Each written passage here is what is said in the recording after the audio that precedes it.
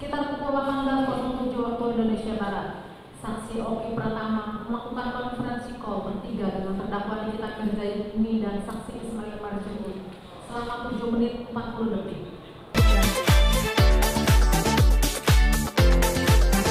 Menerangkan jika saksi Reja Gladys Pretianisari mau dipertemukan kepada terdakwa Nikita Mirzani harus ada uang sebagaimana yang dialami oleh sejumlah brand owner yang sebelumnya dijelek-jelekan oleh terdakwa Nikita Mirzani dengan mencontohkan pemilik dari produk kecantikan yang lain telah membayar 4 miliar kepada terdakwa Nikita Mirzani, bahwa kemudian saksi Reja Gladys Pretianisari bertanya kepada saksi Oki Pratama, apabila tidak mau menyerahkan uang,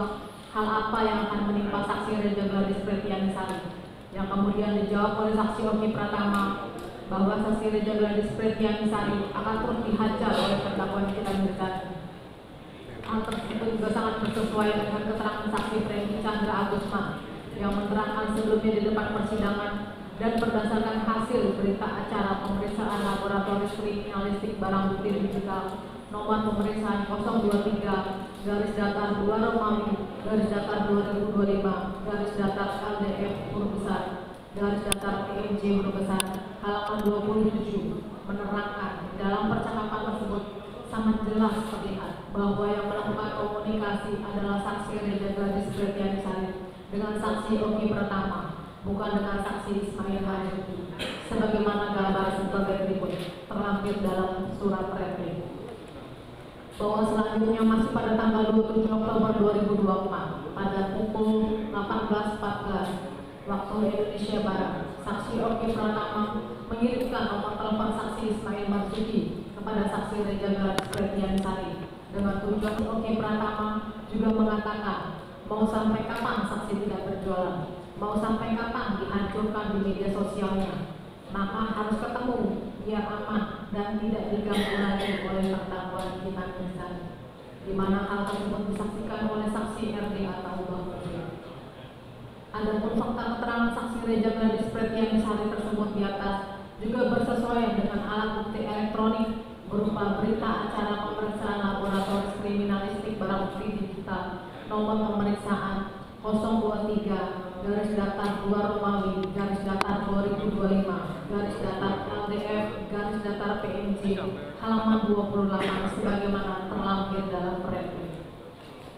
Berdasarkan seluruh uraian fakta tersebut di atas, dapat disimpulkan bahwa pada tanggal 27 Oktober 2024, saksi Reja Gladys Pretianisari tidak pernah berkomunikasi dengan saksi Ismail Marzuki.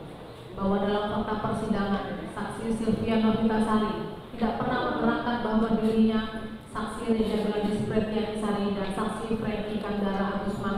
berada di dalam satu mobil pada saat saksi Oki Pratama menghubungi saksi Reja Gladys Pretianisari, sehingga kesimpulan penasihat hukum terdakwa perlu dipertanyakan sumber kebenarannya dari mana. Bahwa dalam fakta persidangan, saksi Franky Chandra Agusman tidak pernah menerangkan ada percakapan antara saksi Reja Gladys Pretianisari dengan saksi Ismail Marzuki,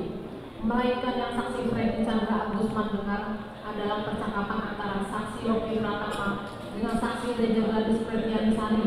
melalui video call WhatsApp, sehingga pendapat penasihat hukum terdakwa dapat dipastikan adalah sebuah halusinasi demi membela kepentingan terdakwa Nikita Mirzani.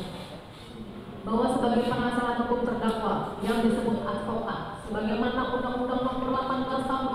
2003 seharusnya sudah menyelesaikan tahapan pendidikan khusus profesi advokat PKPA dan kemudian dapat diambil sumpahnya. Dan dalam proses PKPA ada materi keterampilan hukum. Tapi mengapa dimulai dari pembuatan surat dakwaan oleh penuntut umum, pemeriksaan saksi, dan alat bukti dalam persidangan, dan sampai pada membuat nota pembelaan pledoi, penasihat hukum terdakwa tetap mempertontonkan tentang tidak memahami betul substansi atau fakta dari kasus yang sedang ditangani. Tentu hal ini akan sangat memberatkan terdakwa Nikita Mirzani itu sendiri, dan terkesan penasihat hukum terdakwa tidak mengindahkan Undang-Undang Nomor 18 Tahun 2003. Dalam hal ini yang kami maksud dalam pasal 6 huruf A, D, dan pasal 15 yang terbungkus dengan profesi officium nobile. Oleh karenanya, argumentasi dari penasihat hukum terdakwa yang menyatakan adanya pertentangan antara keterangan saksi Reja Gladys Pretianisari dan saksi Elvi Atauba Mufid dengan keterangan saksi Sylvia Novitasari dan saksi Freddy Chandra Agusman hanyalah merupakan keterangan fiksi belaka dan terkesan memutarbalikkan fakta oleh penasihat hukum terdakwa. Padahal seharusnya penasihat hukum sebagai salah satu aparat penegak hukum haruslah memberikan contoh hukum, penegakan hukum yang baik dan didasarkan pada fakta hukum untuk mencapai tegaknya keadilan dan bukan semata-mata untuk kepentingan klien dengan mengabaikan profesionalismenya sebagai suatu officium nobile. Belajarlah lebih gigih dalam menganalisa suatu fakta dari perkara yang sedang ditangani dan belajarlah untuk dapat menguasai kliennya dalam persidangan. Jangan terbiasa menyalahkan pihak lain ketika kliennya dituntut hukuman berat, sementara hal tersebut adalah ketidakmampuan dalam menganalisa dan menguasai perkara sehingga gagal membela kliennya. Bahwa berdasarkan hal tersebut, maka argumentasi penasihat hukum terdakwa yang menyatakan bahwa pertentangan keterangan saksi-saksi dan bukti-bukti yang diajukan jaksa penuntut umum adalah tidak berdasar dan haruslah ditolak. 3. Tentang adanya kesepakatan pemberian uang yang dilakukan oleh saksi Reja Gladys kepada terdakwa Nikita Mirzani melalui saksi Ismail Marzuki. Bahwa terkait dengan isi nota pembelaan atau pledoi penasihat hukum terdakwa yang pada intinya menerangkan bahwa pemberian uang dari saksi Reja Gladys Pretianisari kepada terdakwa Nikita Mirzani melalui saksi Ismail Marzuki yang merupakan kesepakatan bisnis adalah kesimpulan sesat dari penasihat hukum terdakwa. Hal ini kembali mempertontonkan secara berulang-ulang tentang pemahaman hukum yang prematur, bahwa dengan niat baik dalam kesempatan ini penuntut umum memberitahukan kepada penasihat hukum terdakwa bahwa kesepakatan itu adalah sebuah perbuatan keperdataan yang diatur dalam pasal 1320 KUH Perdata, dan karenanya dalam permintaan uang kepada saksi Reja Gladys Pretianisari oleh terdakwa Nikita Mirzani adanya unsur paksaan, maka ini adalah perbuatan pidana yang sedang diuji kebenaran materinya dalam persidangan terdakwa Nikita Mirzani sebagai terdakwa dalam dugaan tindak pidana. Jika penasihat hukum terdakwa tetap ingin memaksa menarik kesimpulan bahwa ini adalah kesepakatan, maka kami tegaskan argumentasi yang disampaikan oleh penasihat hukum terdakwa hanya didasarkan pada fakta hukum yang terfragmentasi antara satu dengan yang lainnya. Padahal di dalam proses persidangan telah terungkap fakta sebagai berikut, bahwa pada tanggal 27 Oktober 2024 sekitar pukul 18.07 waktu Indonesia Barat, saksi Oki Pratama melakukan konferensi call bertiga dengan terdakwa Nikita Mirzani dan saksi Ismail Marzuki selama 7 menit 40 detik, di mana pada saat itu antara terdakwa Nikita Mirzani, saksi Oki Pratama dan saksi Ismail Marzuki sepakat agar terdakwa Nikita Mirzani melalui saksi Ismail Marzuki mendapatkan uang dari saksi Reja Gladys Pretianisari.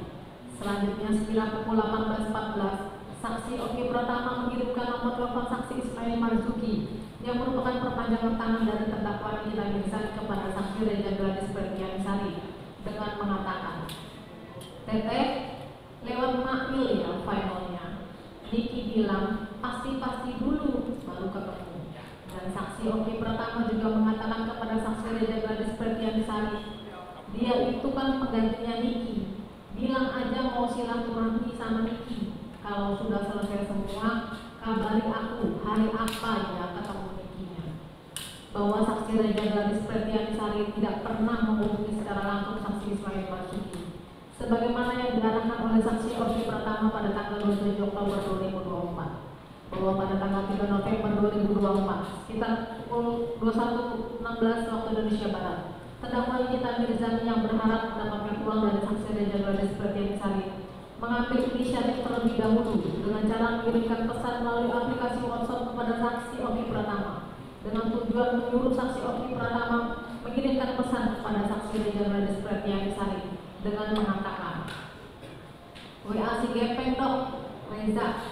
cus dok buat jajan anakmu. Maksudnya anakmu itu aku dok, hahaha. Bukan Bebs, duitnya udah banyak ya."